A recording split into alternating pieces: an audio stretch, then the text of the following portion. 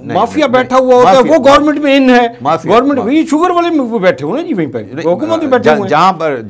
जहाँ तक टैक्सेशन का मामला है, अल्फाज बहुत सख्त हैं, मैं ऑन एयर भी हूँ, मगर मजबूरी से कहना पड़ रहा कि इस हवाले से सबसे बड़ा माफिया FBR खुद है। पाकिस्तान के जितने चैम्बर्स हैं जी, उनकी अगर हम रेटिंग बनाएं, हाँ जी, तो ये फिर कितने नंबर पे आता है? हम आते हैं तकरीबन 5वें या 6ठे नंबर पे। वज़ारत ख़जाना संभालते हैं ये, इनके पास कुछ वो ऊपर वाले खाने खाली हैं। इससे पहले वो इसहाक डार साहब थे, उससे पहले मुफ्ती इस्माइल थे, उससे पहले वो शौकत तरीन साहब थे, उसके बाद वो असद उमर थे, और सारे के सारे ये ऐसे ही आते हैं। फारिग है ऊपर वाला खाना? नहीं, फारिग नहीं है, फारिग नहीं है। उनके ज़ाती इंटरेस्ट जो हैं वो हमारे कौमी इंटरेस्ट से भारी पड़ जाते हैं।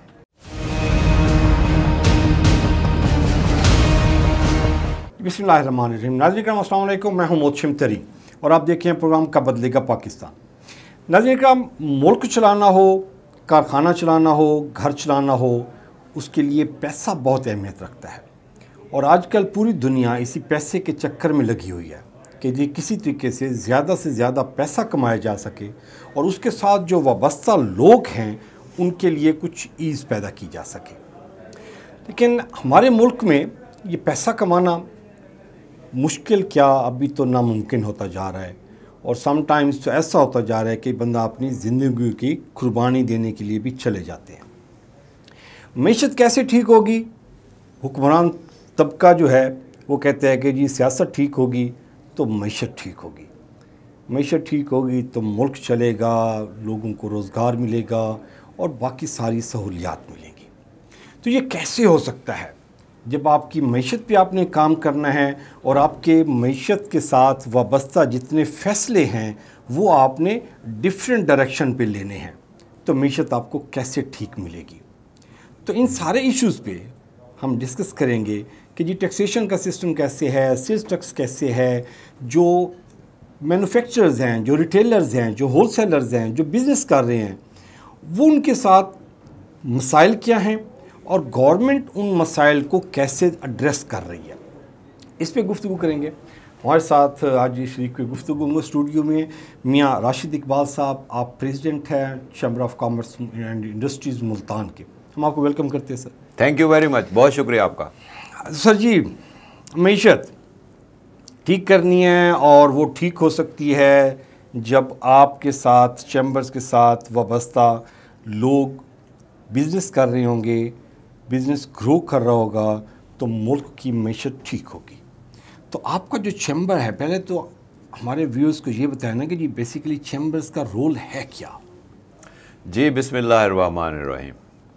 जी, ये ट्रेड बॉडीज़ में फॉल करता है चैम्बर, और दो किस्म की ट्रेड बॉडीज़ होती हैं, या एसोसिएशंस होती हैं जो कि सेक्टर बेस होती हैं, और वो ऑल ओवर द कंट्री एक ही एसोसिएशन होती है। मसलन फ्लावर मिल एसोसिएशन है तो वो कराची से पेशावर तक की तमाम फ्लावर मिल के जो ओनर्स हैं वो उसके मेंबर होते हैं। और दूसरे तरफ चैम्बर्स हैं, चैम्बर्स जो हैं उनका मेंबर हर किस्म, हर सेक्टर में से उसके मेंबरशिप आती है, और वो किसी मखसूस इंडस्ट्री तक लिमिटेड नहीं होता।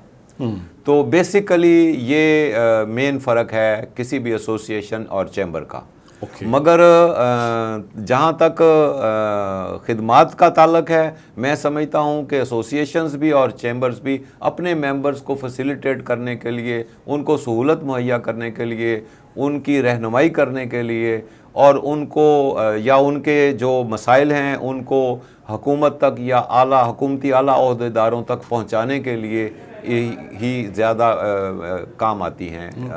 जो मेन पर्पज़ है चैम्बर्स का भी और एसोसिएशन जो होगी ना वो तो पूरे पाकिस्तान में एक हो गई जी, और उसके मेंबर्स हो सकते हैं 200 हों, 300 हों, 500, लेकिन एक एक चैम्बर में आपके मेरे ख्याल में हज़ारों के, जी हज़ारों के तरह, इसलिए चैम्बर ज़्यादा इफेक्टिव रोल प्ले कर सकता है, ज़्यादा वर्थ होती है। जी दोनों ही सूरतें हैं जी। ऑफ कोर्स चैम्बर चूँकि उसमें हर सेक्टर के लोग मौजूद होते हैं तो इसलिए वो एक यूनिफाइड प्लेटफार्म बन जाता है।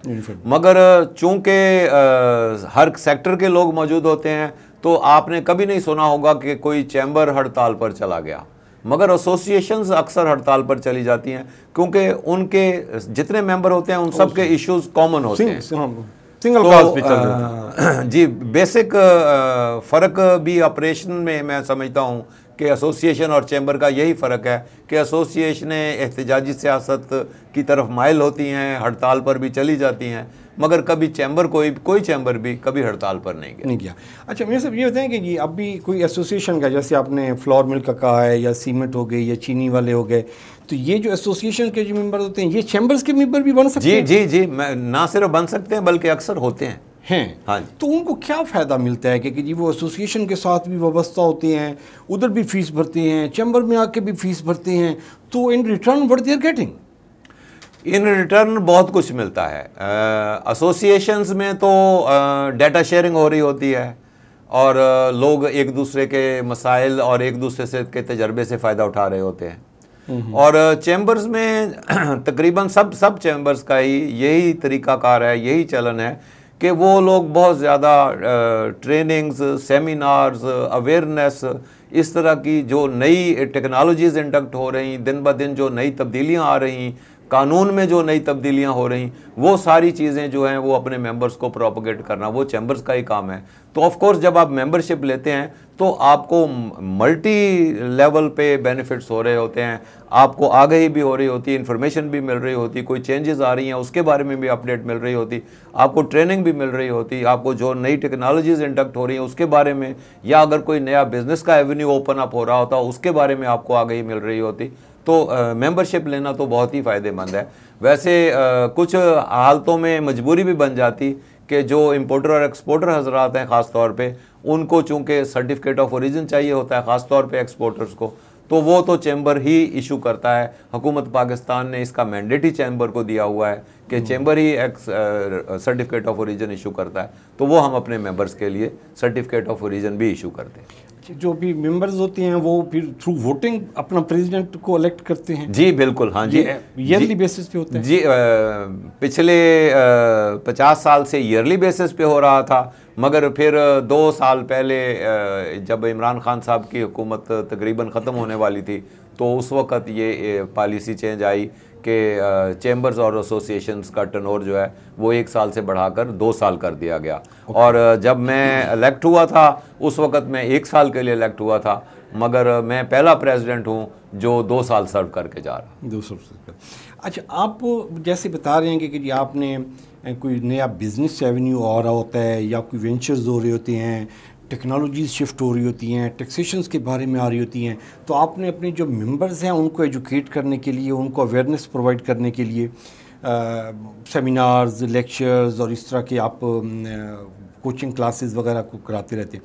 तो ये कैसे डिज़ाइन होता है कि ये अपने में, क्योंकि चैम्बर्स जैसे आप बता रहे हैं कि जी डिफरेंट माइंड ऑफ फ्रेम्स के लोग होते हैं, मतलब इसमें ऑयल पेंट वाला भी है, इसमें सोप इंडस्ट्री वाला भी है, इसमें फ्लोर मिल वाला भी है, इसमें कॉटन वाला भी बैठा हुआ है, तो इसमें और बहुत सारे रिटेलर्स भी हैं। तो वो हर सेगमेंट की अलग नीड होती है ना जी। तो आप की पहली प्रायोरिटी ये होती है कि हम कोई इस तरह का कोई एक्टिविटी करें जिसमें सबका भला हो जाए, या आप एक एक सेगमेंट को, जो ज़्यादा पावरफुल सेगमेंट होता है उसके लिए ज़्यादा ट्रेनिंग कोर्सेज आ गई, जो एक कम पावरफुल सेगमेंट होता है उसके लिए फिर लेट जाके? नहीं, ऐसे है कि चैम्बर्स की ना फिर आगे सब कमेटियाँ होती हैं।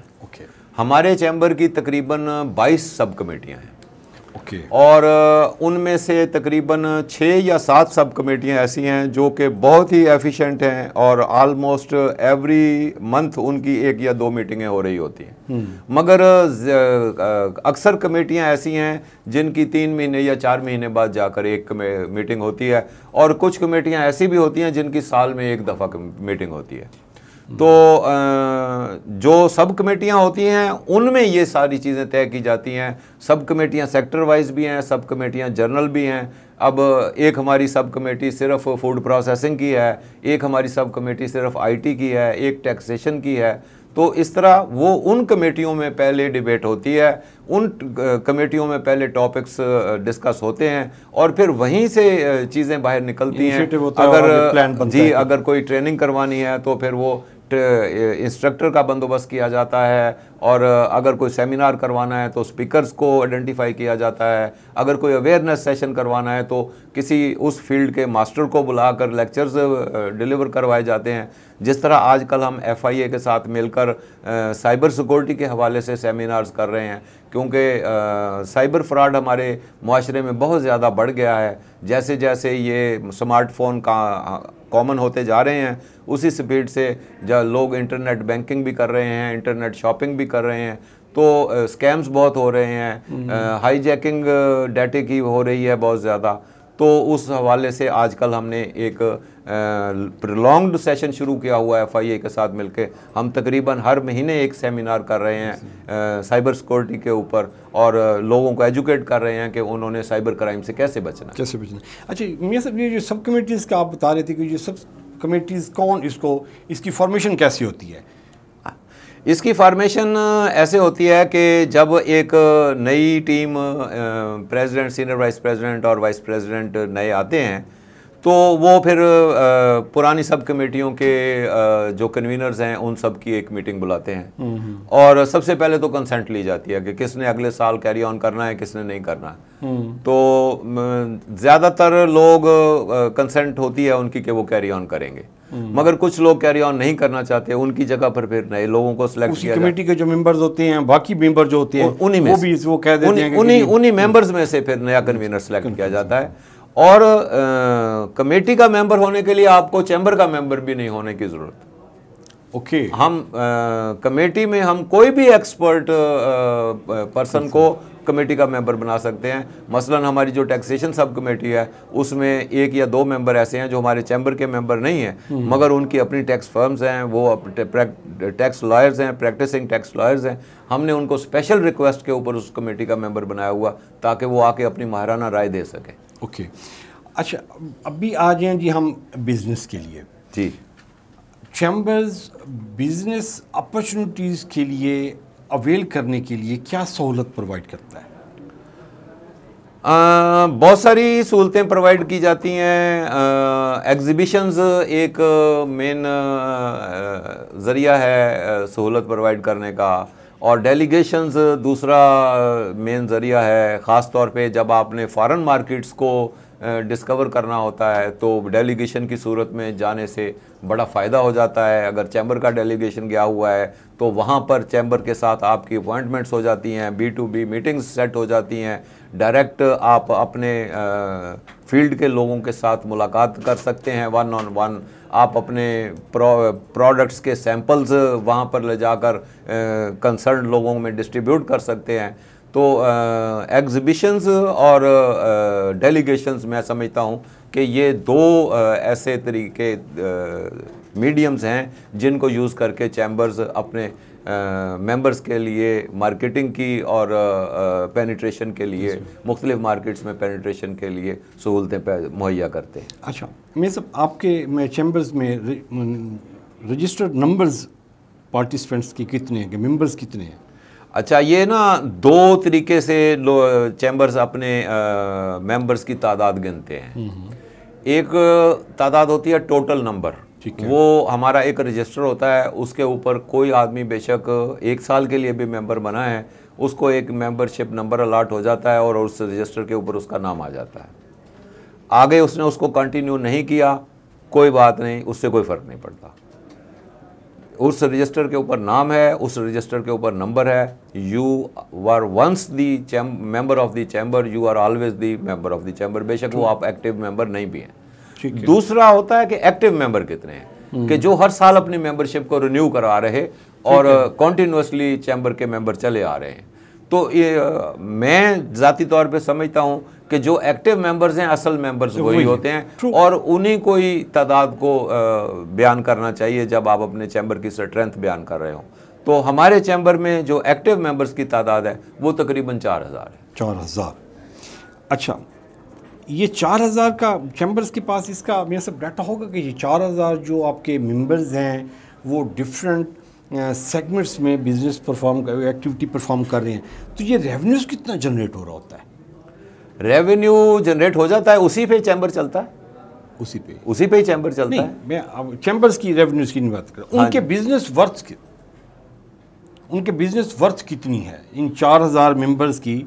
हाँ, ये अंदाजा लगाना बहुत मुश्किल काम है। ये तो FBR इस सवाल का जवाब दे सकते हैं। आपके मेंबर्स हो ना, मतलब मैं आपका मेंबर हूं, मैं बताऊंगा जी मैंने इस साल 50 करोड़ का बिजनेस किया है। जो तो हैं प्राइवेट या पब्लिक लिमिटेड कंपनियां, वो तो SCCP के साथ रजिस्टर्ड हैं। वहां पर उनको अपना कैपिटल डिक्लेयर करना पड़ता है कि पेड अप कैपिटल कितना है कंपनी का। मगर जो ट्रेडर्स और एसोसिएट्स हैं, उनका हमें कोई पता नहीं होता कि उनका पेड अप कैपिटल कितना है या वर्किंग कैपिटल कितना है।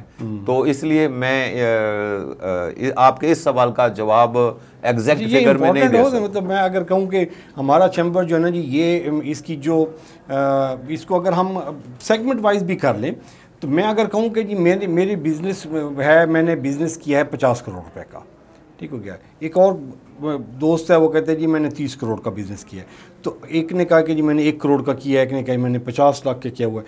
तो ये वर्थ अगर जमा हो जाए तो वो चैम्बर्स की वर्थ बनेगी कि जी हमारे चैम्बर्स के जो मेंबर्स एसोसिएटेड हैं उन्होंने इतना बिजनेस, जी वो तो फिर अरबों में चली जाती है। वो तो फिर डाटा वो अभी इस पे नहीं हुआ, नहीं वो डाटा इस पे नहीं हुआ, नहीं होता। अच्छा, अगर मैं इसको कहूँ कि ये जो 4000, क्योंकि देखें मिसाल देता हूँ कि एक आदमी करोड़ रुपए का टर्नओवर कर रहा और सीमेंट बेच रहा या पेट्रोल बेच रहा, जिसमें 2 या 2.5% प्रॉफिट मार्जिन है, और एक आदमी IT का कारोबार कर रहा और वीडियो गेम्स या डेटाबेस डिज़ाइन करके बेच रहा, जिसमें 3-4-100% का प्रॉफिट मार्जिन है।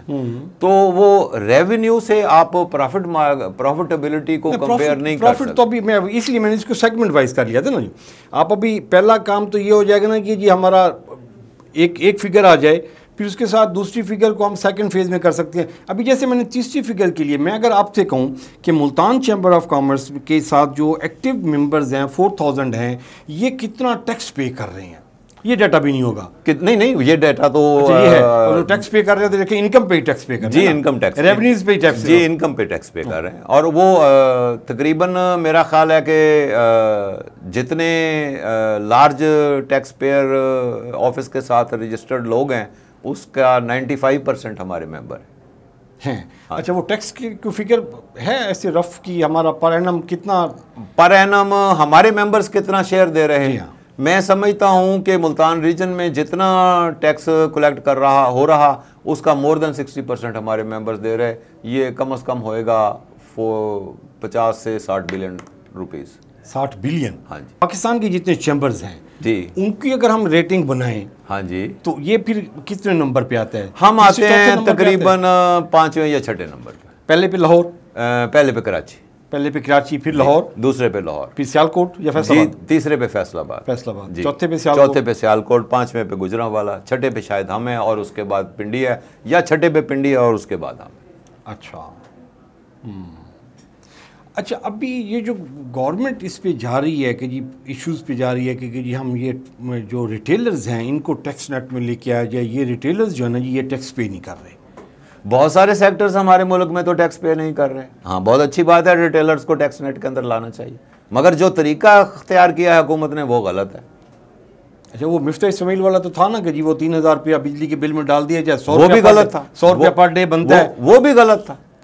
अच्छा। और जो अब दुकानों के साइज के ऊपर कैलकुलेट करेंगे वो भी गलत है। अच्छा, जो असल तरीकाकार था छोटे रिटेलर को टैक्स नेट में लाने का, उसके ऊपर वो छोटा रिटेलर खुद भी राजी था उस तरीका कार के तहत टैक्स नेट में आने के लिए। वो कह रहे थे हमारे रेवेन्यू पर आप फिक्स टैक्स लगा दें, 1% ऑफ द रेवेन्यू लगा दें, 1.5% ऑफ द रेवेन्यू लगा दें, मगर लगाएं ऐसे कि टोटल डिस्चार्ज ऑफ लाइबिलिटीज़ हो, और फिर बाद में एक दफ़ा जब हम टैक्स भर दें तो फिर कोई टैक्स का बंदा हमारे पास हमें तंग करने ना आए, हमसे रिश्वत मांगने ना आए, हमको हरासा करने ना आए, हमको ब्लैकमेल करने ना आए। अच्छा मीर साहब, ये जो रेवेन्यूज़ पे टैक्स का जो फार्मूला जो रिटेलर्स दे रहे हैं जी, आप छोटे रिटेलर, ये वाज़िया कर दूं मैं कि मैं सिर्फ जब मैं अब जो बात कर रहा हूं, अब मैं ये स्मॉल रिटेलर्स की बात कर रहा हूं जिनका 2 करोड़ से कम का टर्नओवर है सालाना। ठीक हो गया। अच्छा, ये जो रेवेन्यूज़ पे जो कहते हैं कि जी हमसे टैक्स ले लिया जाए, आपका क्या ख्याल है कि जी पाकिस्तान में कोई इंडस्ट्री अपना एक्चुअल रेवेन्यूज शो कर रही है?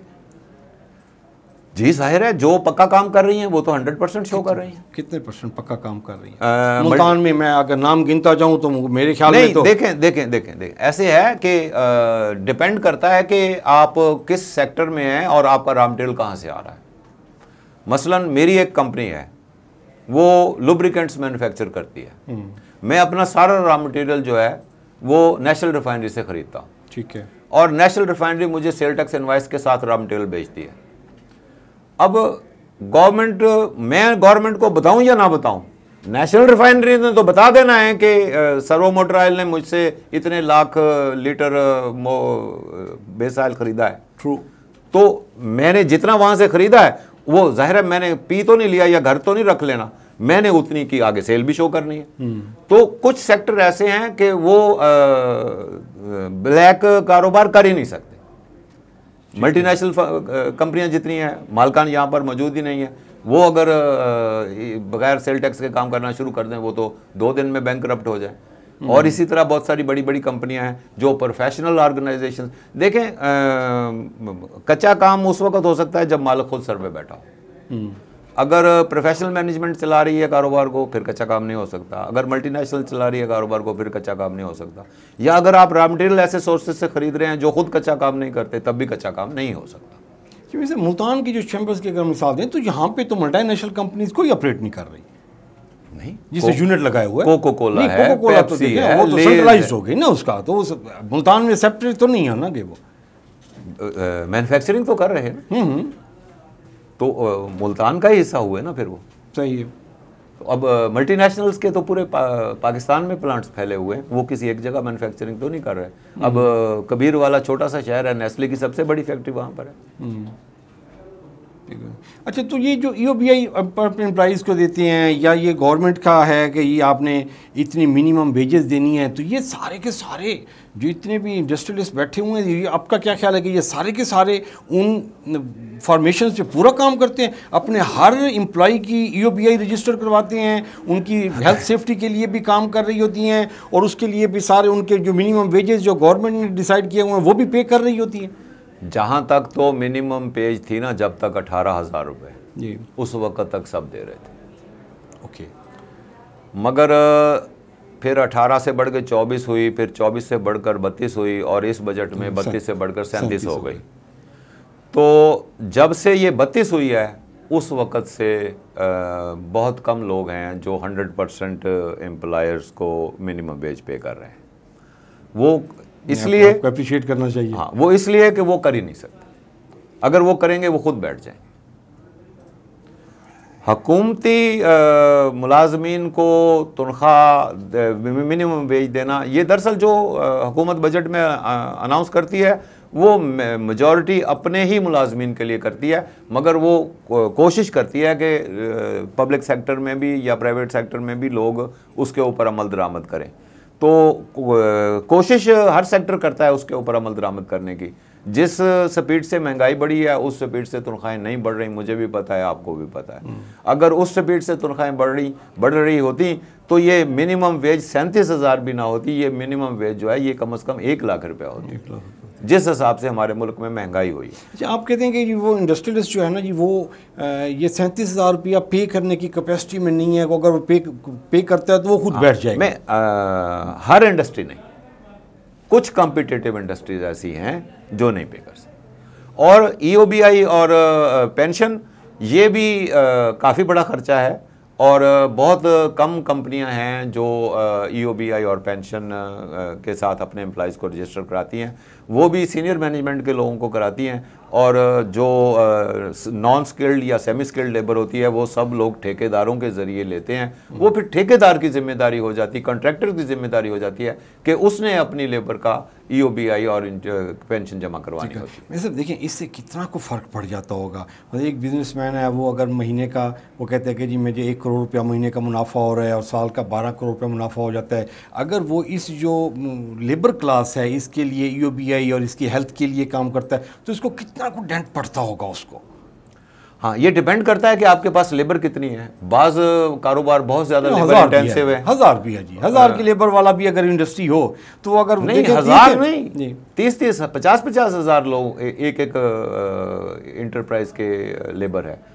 और बाज इंडस्ट्रीज बहुत ज़्यादा लेबर इंटेंसिव होती हैं और बाज इंडस्ट्रीज कम लेबर इंटेंसिव होती हैं। जो कम लेबर इंटेंसिव हैं वहाँ पर फिर भी इतना असर नहीं पड़ता, लोग कंप्लाई करने की कोशिश करते हैं। मगर जो आपने बात की कि वो प्रॉफिट में कमी, बात प्रॉफिट में कमी की नहीं होती, बात कम्पिटिटिवनेस की होती है। मार्केट में अगर एक ही प्रोडक्ट 4 ब्रांड चल रहे हैं तो एक ब्रांड बाकी 3 ब्रांड से महंगा नहीं बेच सकता अपने आप को, उसको कम्पिटिटिव रहना पड़ता है, उसको मार्केट की सिचुएशन देखकर अपने प्रोडक्ट की कीमत एवेल्युएट करनी पड़ती है। एक ही कंपनी है 2 प्रोडक्ट्स बना रही है, एक प्रोडक्ट पे वो अपने एम्प्लॉइज़ को हर किस्म की सहूलतें दे रही होती है, बोनस भी दे रही है, लोन्स भी दे रही है, मिनिमम वेज भी कंप्लाई कर रही है, और वही कंपनी एक और प्रोडक्ट बना रही है जो कि बहुत ही लेबर इंटेंसिव है और वहाँ की लेबर भी सारी अनस्किल्ड चाहिए, स्किल्ड लेबर भी नहीं चाहिए। तो वहाँ पर फिर इस तरह के हालात हो जाते हैं कि वो मुश्किल हो जाता है कि मिनिमम वेज पे करना भी पूरा करना मुश्किल हो जाता है। और फिर ऐसी सूरत में अक्सर लोग कोशिश करते हैं कि वो फिर कॉन्ट्रैक्टर के ज़रिए लेबर की कमी पूरी करें, वो फिर डायरेक्ट हायरिंग में नहीं जाते। अच्छा, अभी ये बिजली का इशू सबसे बड़ा डैमेजिंग जो इंडस्ट्री के लिए है, आपकी चैम्बर्स के साथ और वैसे भी इंडस्ट्री के लिए जो है, तो इसके लिए क्या कर रहे हैं आप लोग? बिजली का इशू है क्या? अब IPPs तो 94 से लग रहे हैं, तो ये पिछले 6 महीने से शोर क्यों मचा है? दरअसल ऐसे है कि अब IMF ने हमें कहा है कि अगर आपका सर्कुलर डेट बढ़ा तो हम आपको अगली किस्त नहीं देंगे। तो पहले IMF की इस तरह की कोई शर्त नहीं थी, तो हम 5-7 साल हमारा सर्कुलर डेट बढ़ता रहता था। जब वो 200, 300, 400 अरब रुपए तक चला जाता था तो आपने अक्सर देखा होगा कि किसी भी इलेक्शन के फ़ौरन बाद जो नई हुकूमत आती थी वो सारा सर्कुलर डेट पे कर देती थी। वो कहती थी कड़वा गुड़ भरना चाहिए, कड़वा गुड़ भरना चाहिए, ठीक है ना, तमाम कुर्बानी दे। हाँ, तो हुकूमत ने गंद फैलाया हुआ। हाँ जी। तो अब IMF ने चूंकि पाबंदी लगा दी है कि अगर आपका सर्कुलर डेट बढ़ेगा तो हम आपको अगली किस्त नहीं देंगे, तो सर्कुलर डेट से को बढ़ने से बचाने के लिए हुकूमत ने जो सबसे आसान तरीका था वो अपनाया है कि उन्होंने सारा बोझ जो है वो कंज्यूमर के ऊपर शिफ्ट कर दिया है। हालांकि IMF ने ये नहीं कहा कि आप टैरिफ बढ़ाएं, IMF ने कहा आप अपना सर्कुलर डेट कंट्रोल करें। सर्कुलर डेट कंट्रोल करने के और भी बहुत सारे तरीके हैं, लाइक हमारी ट्रांसमिशन लाइनों में मज़ीद इन्वेस्टमेंट होने की ज़रूरत है। जब गर्मियों में हमारी पीक कंजम्पशन आती है 26,000 मेगावाट की, तो हमारी ट्रांसमिशन लाइनें 26,000 मेगावाट उठाने के काबिल ही नहीं है। हमारी ट्रांसमिशन लाइनें 16 से 18,000 मेगावाट उठा सकती हैं ज़्यादा से ज़्यादा। डिमांड मौजूद है, बायर मौजूद है बिजली ख़रीदने के लिए, मगर चूँकि हुकूमत उनको मुहैया नहीं कर सकती। आपने देखा होगा लोड शेडिंग भी गर्मियों में ज़्यादा होती है। तो सबसे पहले तो हमें अपनी ट्रांसमिशन लाइनों में इन्वेस्टमेंट करनी चाहिए। फिर जितनी डिस्कोज हैं उनमें मिसमैनेजमेंट बहुत ज़्यादा है, थेफ्ट बहुत ज़्यादा है, बिजली चोरी बहुत ज़्यादा हो जाती है, और वो डिस्कोज के एम्प्लॉइज़ के अलावा हो नहीं सकती। जी डेफिनेटली, वो बग़ैर तावन के एक यूनिट भी चोरी नहीं किया जा सकता। और ये आपने देख ही लिया होगा कि पिछले 5-6 महीने से तमाम डिस्कोज में एक मुहिम चली हुई है कि बिजली चोर पकड़ने हैं, और सिर्फ मैपको में तकरीबन 16-17 हज़ार बिजली चोर पकड़े हैं पिछले 3-4 माह में। तो बिजली तो वो पता नहीं कितने साल से चोरी कर रहे थे, पकड़े अब क्यों गए हैं? और कोई सहूलतकार नहीं पकड़ा गया। मजे की बात यह है अपने महकमे के अंदर जो काली भेड़ें थी उन पर किसी पर भी हाथ नहीं डाला गया, और 17,000 वो तो नाम ले देगा ना जी, वो तो आगे तक बता दे रहा है ना जी, वो तो पुलिस की तरह। वो तो जी, वो जो लाइनमैन जो कमा रहा है जी, जी अगर 2 लाख 3 लाख रुपया लाइनमैन कमा रहा है तो उसको पूरी चेन को पता है ना जी। बिल्कुल जी, बिल्कुल ऐसे ही है। वो तो उसको हाथ डालते हैं, वो तो सबका नाम लेगा। तो मैं समझता हूँ कि पहला हल तो यही है कि डिस्कोस को फौरी प्राइवेटाइज कर दिया जाए। जिस दिन प्राइवेटाइज कर देंगे अगले दिन चोरी रुक जाएगी। एक पैसे चेंज हो जाएगा, है जी, टैरिफ भी तो चेंज हो जाएगा ना जी उसका। प्राइवेट सेक्टर जैसे ही आएगा, टैरिफ जरूरी नहीं है चेंज हो जाएगा। आप कंट्रोल कर सकते हैं टैरिफ को। क्या आप बाकी प्राइसेस हुकूमत नहीं कंट्रोल करती? क्या गंदम की प्राइस हुकूमत नहीं कंट्रोल करती? आटे की प्राइस नहीं कंट्रोल करती? चीनी की प्राइस नहीं कंट्रोल करती? दवाइयों की प्राइस नहीं कंट्रोल करती? प्राइस कंट्रोल की जा सकती दे के करती है ना जी। नहीं, सब्सिडी दे के नहीं करती जनाब। नहीं नहीं, अब ऐसी ऐसी बात बात नहीं। देखें ना, पिछले 10 साल में बताएं चीनी की प्राइसेस कब गवर्नमेंट ने कंट्रोल की है? जब भी कहते हैं कंट्रोल करनी है, आप जाते हैं मार्केट में, वो दुकानदार कहता है जी भाजी मुझे तो मिल इतने रेट पे रही है, हाँ, मैं कैसे 80 रुपए की बेचूं? वो एक कार्टेल है, वो एक शुगर कार्टेल है, उसमें हुकूमत भी मिली हुई है। और हुकूमत के भी बड़े बड़े जो लोग हैं, आपको भी पता है, मुझे भी पता है कि शुगर फैक्ट्रियों के मालकान कौन है। तो वो एक डिफरेंट एस्पेक्ट है, तो उसको अब हम यहाँ नहीं डिस्कस कर रहे। ठीक है। तो मगर ये है कि वो एक शुगर में एक कार्टेल है, और वो हुकूमत से सब्सिडीज लेके एक्सपोर्ट भी कर देते हैं, और फिर लोकल मार्केट में कीमतें बढ़ा भी देते हैं, और फिर इंपोर्ट की भी इजाज़तें ले लेते हैं। वो एक डिफरेंट इशू है, और उस इशू का भी एक ही हल है। मैं बारहा अपने माजी में भी कई टॉक्स में ये बात कर चुका हूँ कि शुगर पाकिस्तान में प्रोड्यूस होती है सर्दियों में, और सर्दियों में मार्केट डिमांड नहीं होती। हमारा गर्म मुल्क है, हमारे मुल्क में शरबत बहुत ज़्यादा पिया जाता है गर्मियों में आके, शुगर की डिमांड बढ़ती है गर्मियों में आके। तो अगर हुकूमत ने शुगर का मसला हमेशा के लिए हल करना है, जब शुगर मिलें चल रही हों उस वक़्त शुगर मिलों को भी ज़रूरत होती है, उन्होंने रॉ मटेरियल ख़रीदना होता है। वो किसी भी शुगर मिल वाले के पास इतने पैसे नहीं होते कि वो पूरा सीज़न माल ख़रीद के चीनी बना के अपने गोदामों में रखता रहे और गर्मियों में जाके बेचने चला जाए।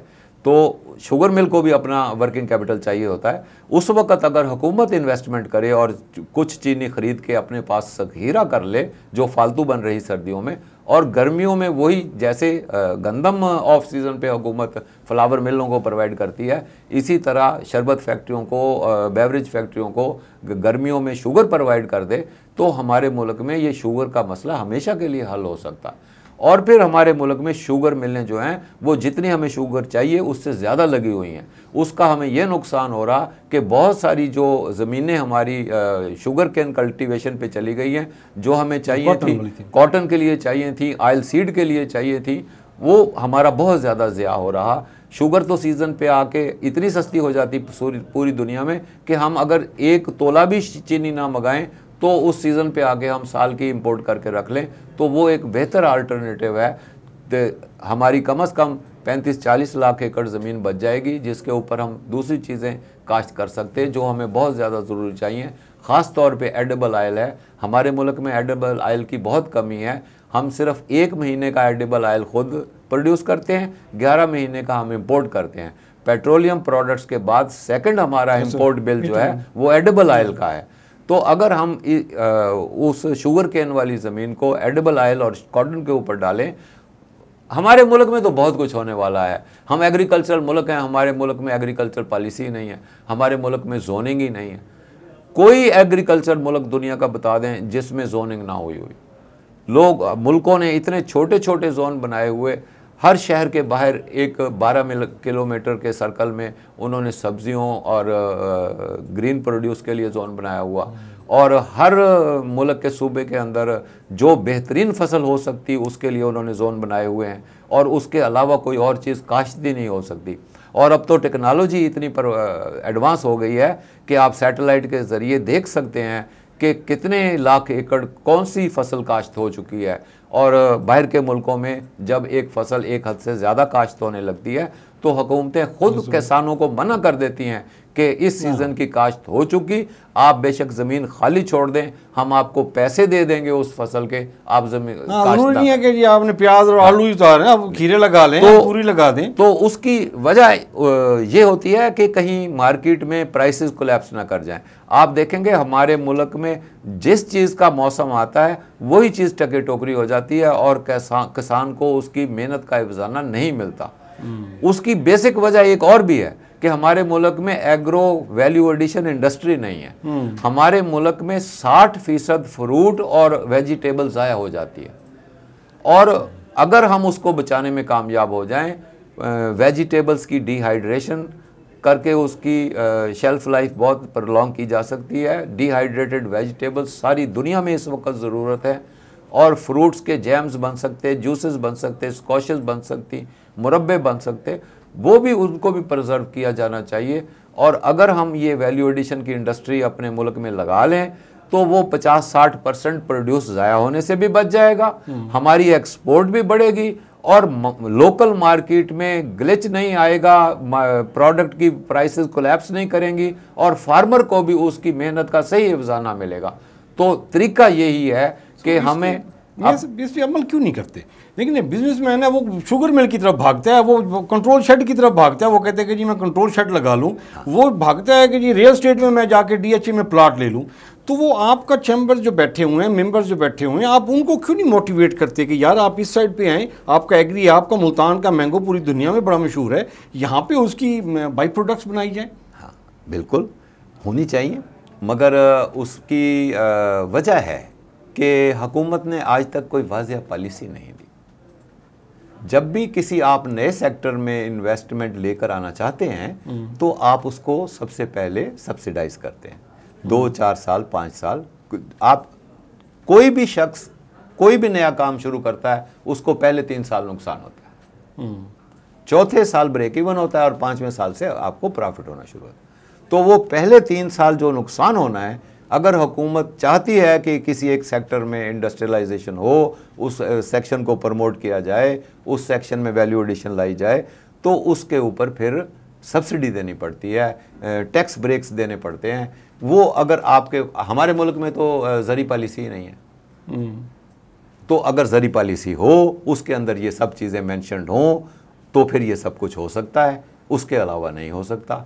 क्योंकि कुछ चीज़ें ऐसी हैं जो हुकूमत की मदद के बगैर अकेली प्राइवेट सेक्टर नहीं कर सकता। अच्छा, अभी ये जो गवर्नमेंट ने जो मार्कअप रेट फिक्स किए हुए हैं, हाँ जी, तो आप अभी किसी को कन्विंस करते हैं यार तेरे पास 10 करोड़ है तो तू इंडस्ट्री लगा ले, वो कहते हैं 10 करोड़ मैं बैंक में रखता हूँ, मुझे वहाँ से 20% मिलता है, तो इंडस्ट्री में मुझे 20% मिलता ही नहीं है। हाँ जी, सही कह रहे हैं, सही कह रहे हैं। तो ये फिर गवर्नमेंट को ये नहीं, ये जो वजारत ख़जाना संभालते हैं, ये इनके पास कुछ वो ऊपर वाले खाने खाली हैं। इससे पहले वो इसहाक डार साहब थे, उससे पहले मुफ्ती इस्माइल थे, उससे पहले वो शौकत तरीन साहब थे, उसके बाद वो असद उमर थे, और सारे के सारे ये ऐसे ही आते हैं। फारिग हैं ऊपर वाला खाना? नहीं, फारिग नहीं है, फारिग नहीं है, बहुत समझदार लोग हैं और मुइशत को बहुत हम मेरे और आपसे बहुत अच्छी तरह इन डेप्थ समझने वाले लोग हैं। मगर मसला कुछ और है। मसला ये है कि उनके ज़ाती इंटरेस्ट जो हैं वो हमारे कौमी इंटरेस्ट से भारी पड़ जाते हैं, ये मसला है। इसके बाद तो ख़त्म हुई, बात ही कोई नहीं है जी। जी, अब हकीकत है, मैं अब कहने में तो मुझे कोई यार नहीं कि ये हकीकत यही है। और तो ये जो पार्टीज जो नज़रियाती नारे लगाते हैं कि जहाँ तक आपने बात की है मार्कअप की, तो मार्कअप भी मैं समझता हूँ कि IMF का कुछ दबाव है हमारे ऊपर कि हम मार्कअप को नीचे ना लेकर आएँ। क्योंकि जब किसी मुल्क में हाइपर इन्फ्लेशन होती है तो उसमें अगर आप मार्कअप का रेट बढ़ा देते हैं तो लोगों में सेविंग की रुझान बढ़ जाता है। मगर ये उन मुल्कों में तो सही है जहाँ पर क्रेडिट बेस्ड इकानमी है। हमारे मुल्क में फॉर्चुनेटली क्रेडिट बेस्ड इकानमी नहीं है। आपके घर में कोई फर्नीचर का पीस ऐसा नहीं होगा जो आपने क्रेडिट कार्ड के ऊपर ख़रीदा हुआ और जिसकी आपने किस्तें देनी है हर माह, या आपके घर में कोई फ्रिज या कोई मोटरसाइकिल ऐसा नहीं होगा। एक ही एलिमेंट था गाड़ी, वो भी अभी उन्होंने वो ऐसी सत्यानाशी फेर दी है उसकी कि जी वो गाड़ी वाला भी चैप्टर क्लोज हो गया। तो हमारे मुल्क में क्रेडिट बेस्ड इकानमी नहीं है। ये उन मुआशरों के लिए सच है जहाँ पे क्रेडिट बेस्ड इकानमी होती है। वहाँ पे ऑफ कोर्स जब भी हाइपर इन्फ्लेशन होती है तो अगर आप मार्कअप रेट बढ़ा दें तो सेविंग्स बढ़ जाती है। मगर हमारे मुल्क में चूंकि क्रेडिट बेस्ड इकानमी नहीं है, इसलिए वो हम दरअसल ऐसे है कि जो कानून अमेरिका और यूरोप से बन के आते हैं हम उनको एज़ इट इज़ लागू कर देते हैं। हम ग्राउंड रियलिटीज़ के मुताबिक उन कानूनों की नोक पलक दुरुस्त नहीं करते। अब जिस तरह ये SRO 350 है या जो POS सिस्टम है, अब POS सिस्टम सारा अमेरिका से बन के आया है और उसकी बेसिक शर्त यह है कि सेल टैक्स इनवॉइस जो है वो रियल टाइम में अपलोड होएगी। हमारे मुल्क में तो 6 घंटे बिजली नहीं होती, 6 घंटे इंटरनेट नहीं होता और अगर बिजली बंद है या इंटरनेट की सहूलत नहीं है और एक ग्राहक अपनी चीज़ सेलेक्ट किए बैठा है, दुकानदार भी बैठा है, दुकानदार कहता है भाई इंतज़ार करो, जब दोनों में से कोई चीज़ पूरी होएगी या दोनों चीज़ें पूरी होएंगी, बिजली भी होएगी, इंटरनेट भी होएगा, मैं रियल टाइम में सेल टैक्स इनवॉइस जनरेट करूँगा तो आपको चीज़ बेचूंगा। तो इस तरह के कानून ठीक है, अमेरिका यूरोप में सही है, वहाँ 10 साल में एक दफ़ा बिजली बंद होती है। भाई आप ग्राउंड रियलिटीज़ को भी तो जहन में लाएं, आप ये भी तो देखें कि हमारे मुल्क में ये कानून लागू हो भी सकता कि नहीं हो सकता, और उसको उतना तो ठीक कर लें। चलो रियल टाइम ना करते, उसको कहते भी 24 घंटे के अंदर अंदर एंड पे जैसे आपने क्लोजिंग करनी है तो आप इसको अपडेट करके जाएंगे। तो मगर ये लोग तो उसी तरह लागू कर देते। अब ये 350 जो है पूरी सप्लाई चेन, अब एक आदमी ने मैं आपको एक मिसाल देता हूं। एक पैकेजिंग मैन्युफैक्चर करने वाला एक मैन्युफैक्चरर है, उसने कहीं से कागज़ खरीदा, कहीं से ग्लू खरीदा, कहीं से कारोगेशन खरीदी, कहीं से प्रिंटिंग खरीदी, कहीं से कुछ खरीदा, उसने पैकिंग बना गई, उसने 50 फैक्ट्रियों को माल बेच दिया।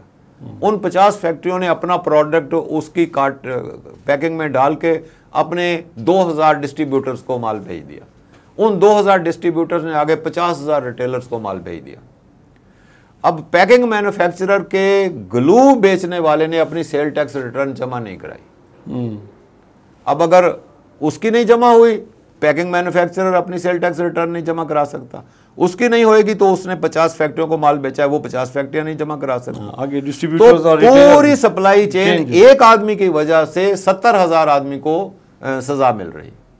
और सबसे बड़ी बात यह कि लोग पैसे हाथ में लिए बैठे हैं कि हुकूमत हमसे टैक्स ले ले, और हुकूमत कहती है नहीं मैंने टैक्स नहीं लेना जब तक वो आदमी जिसने पहली गलती की है वो अपनी सेल टैक्स इनवॉइस जब तक जमा नहीं कराता, मैंने आपसे टैक्स नहीं लेना। तो हुकूमत को अब खुद मुसीबत पड़ गई है कि उनके रेवेन्यूज़ पूरे नहीं हो रहे सेल टैक्स के, और अब शायद इनकी अकल में बात आई है कि ये काबिल अमल नहीं है कानून, इसमें अब कोई कानून साजी की जाए, तब्दीली लाई जाए। और मेरा ख्याल है कि वो इस्लामाबाद हाई कोर्ट ने तो इसके खिलाफ स्टे भी दे दिया है। अच्छा, लास्ट अभी क्वेश्चन हमारा टाइम क्योंकि एंड हो रहा है, अभी पॉइंट्स बहुत सारे थे आपके, माशाल्लाह इतना नॉलेजेबल आपकी है जी, डिबेट्स हो रही हैं। ये जो टैक्स का टारगेट इस दफ़ा गवर्नमेंट ने रखा हुआ है, पिछले साल में ख्याल में 9,000 अरब का था, 12,900 अरब 12,900 अरब का कर दिया। तो ये आपको मीटेबल है ये लग रहा है? नहीं, बिल्कुल बिल्कुल बिल्कुल भी नहीं। सारे लोग जो माहिर मुइशतदान है, मैं मुइशतदान नहीं हूँ, मैं बेसिकली एक इंजीनियर हूँ, और ठीक है कारोबार में हूँ, कारोबार के तमाम शोबों को समझता हूँ, टैक्स भी कारोबार का एक शोबा है, उस हद तक उसको समझता हूँ, मुइशत भी कारोबार का एक शोबा है, उस हद तक उसको समझता हूँ, मगर मैं मुइशत का माहिर नहीं। जो लोग मुइशत के माहिर हैं वो तो यही कह रहे हैं कि इस तरह आगे काम नहीं चलने वाला। 12,900 का फिगर जो हुकूमत कह रही है कि कैसे पूरा करेंगे कि 25% महंगाई होनी है तो 25% तो सेल टैक्स बढ़ के आ जाएगा। समझ रहे हैं आप बात को? जी हाँ, ठीक है, वो 25% सेल टैक्स बढ़ के आ जाएगा, मगर जो इंडस्ट्री बंद हो जाएगी, जो इंडस्ट्री लो कैपेसिटी चली जाएगी, जिस इंडस्ट्री ने पिछले साल 1 करोड़ टैक्स दिया था, इस साल 80 लाख या 50 लाख पे आ गई है, वो जो डेफिसिट आना है उसको तो कोई कैलकुलेट ही नहीं कर रहा। ये टारगेट कभी भी पूरा नहीं होने वाला। अगर टारगेट पूरा करना है, हुकूमत को मिनी बजट लाना पड़ेगा, मजीद टैक्स लगाने पड़ेंगे, हमारा मजीद कुछ उम्र निकालना पड़ेगा, फिर जाके ये टारगेट। जो पहले टैक्स दे रहे हैं उन्हीं पे टैक्स लगाना पड़ेगा। और जी नहीं, देखें टैक्स नेट में इजाफा करना होता तो 75-76 साल हो गए, कर ना लेते।